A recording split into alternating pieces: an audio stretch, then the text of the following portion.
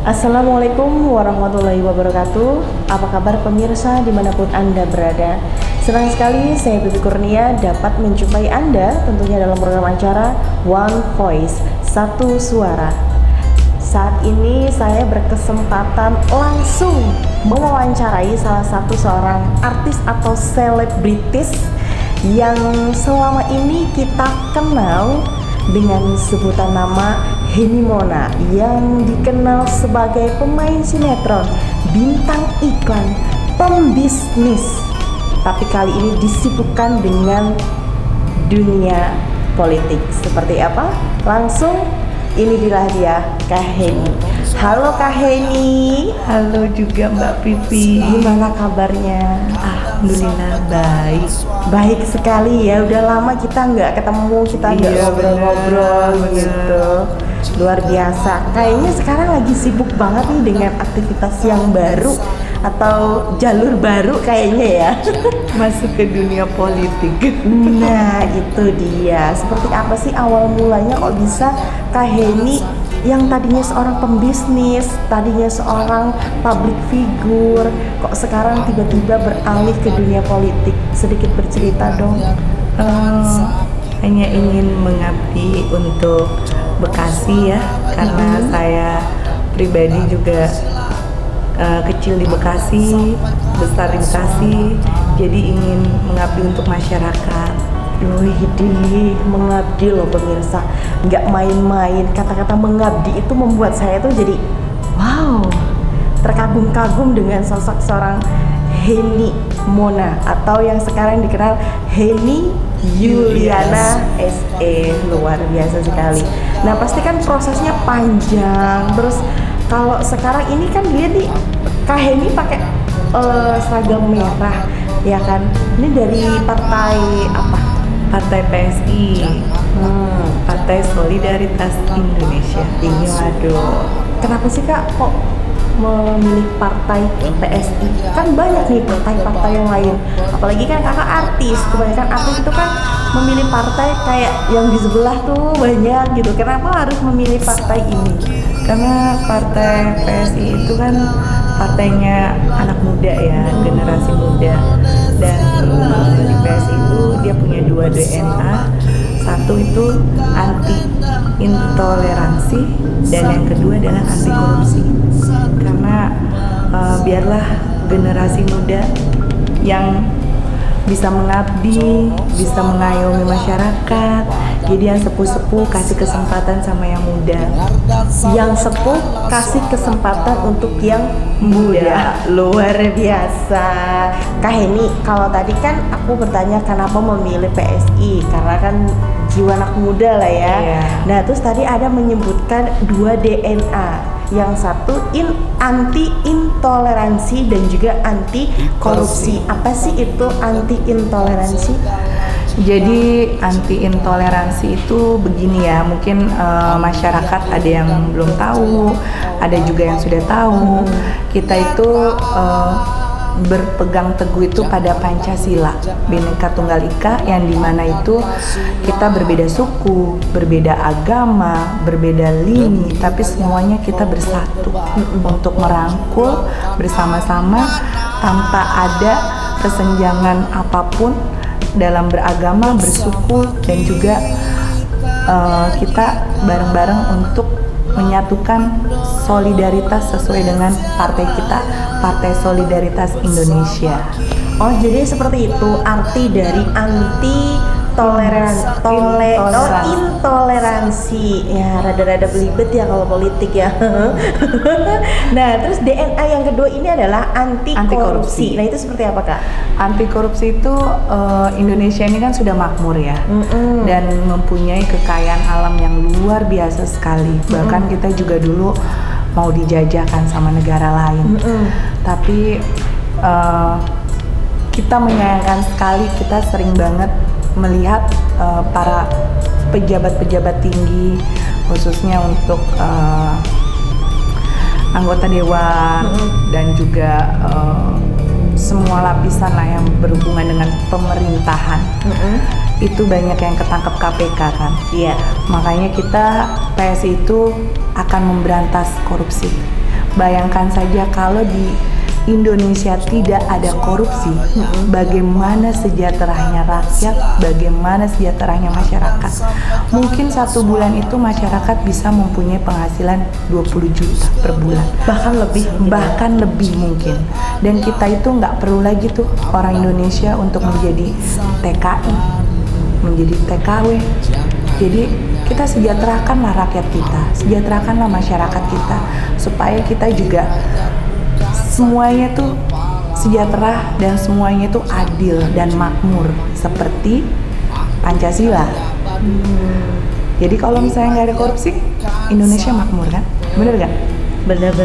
Jadi itulah yang dinamakan PSI itu anti korupsi, yang dimana nanti akan memberantas itu yang namanya korupsi, seperti itu. Masih tak disangka-sangka loh seorang Kaheni gitu ya, yang kita tahu, yang kita kenal sekarang bener-bener berapa persen ya Kaheni hitungannya ke jalur politik ini? Udah 1000% kah?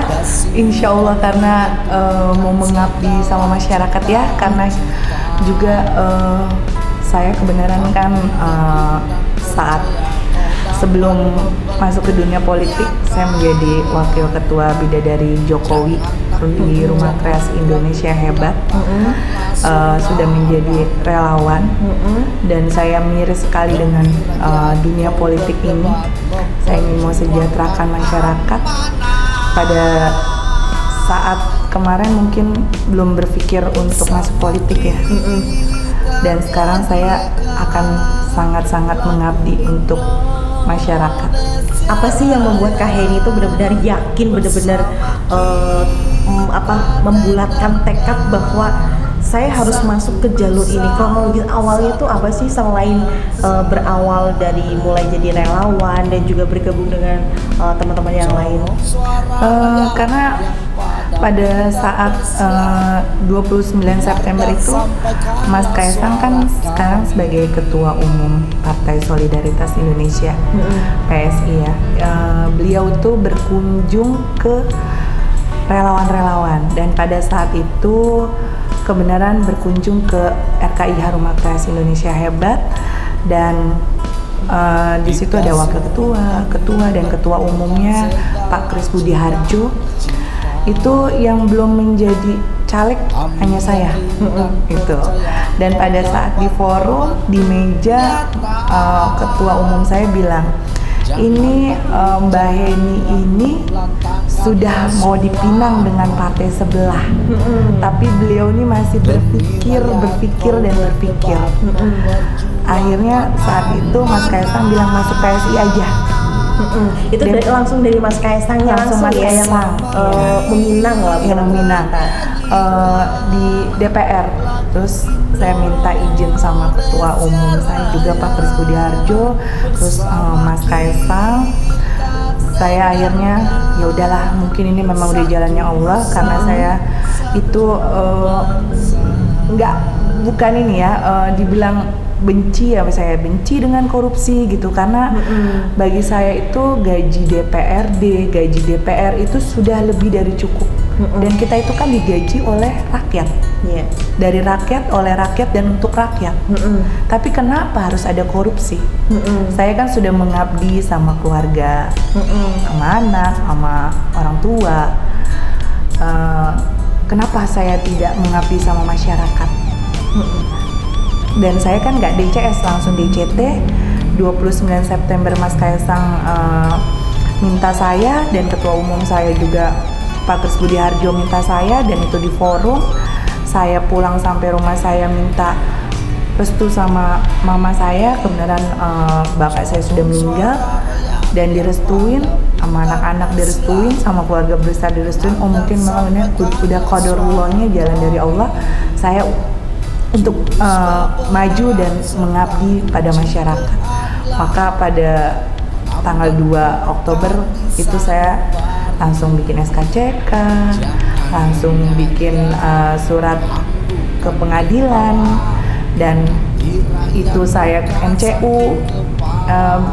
caleg itu kan nggak gampang ya, karena ada tes, ada psikotesnya, ada cek darah, cek urin, dan cek kejiwaan juga. Jadi itu tesnya itu 567 apa 657 lah ya, antara itu dalam waktu yang berapa jam saja itu kita harus kerjain semuanya. Dan alhamdulillah saya lulus DCT, karena ada juga beberapa teman juga ternyata nggak lulus DCT. Dan setelah saya lulus dari DCT, ya udah, ini memang udah jalannya Allah, dan banyak support dari teman-teman. Kenapa juga saya milih DPRD Kota Bekasi ya, karena itu saya kecil di Bekasi, besar di Bekasi. Kenapa saya harus ngambil jalur yang tinggi dulu gitu? Tapi saya maunya saya melangkah di awal itu ke jalur yang di domisili saya dulu, yaitu DPRD Kota Bekasi. Baru nanti insya Allah kalau memang saya duduk di Kota Bekasi, saya akan ke DPR. Yang penting saya mengabdi dulu untuk Bekasi, khususnya saya di Dapil 4 kan, yang mencakup itu Jati Sampurna, Jati Asih, Pondok Melati. Jadi saya mau mengabdi sama masyarakat Dapil 4 Bekasi khususnya. Iya, dari berbagai macam proses yang Kak Helni harus lalui gitu, ada pernah ngerasa kok capek banget dia ngurusinnya ya, kok lelah ya, oh ternyata seperti ini gitu. Ada pernah merasa di titik itu nggak sih Kak Helni? Ya memang untuk jadi caleg itu capek ya,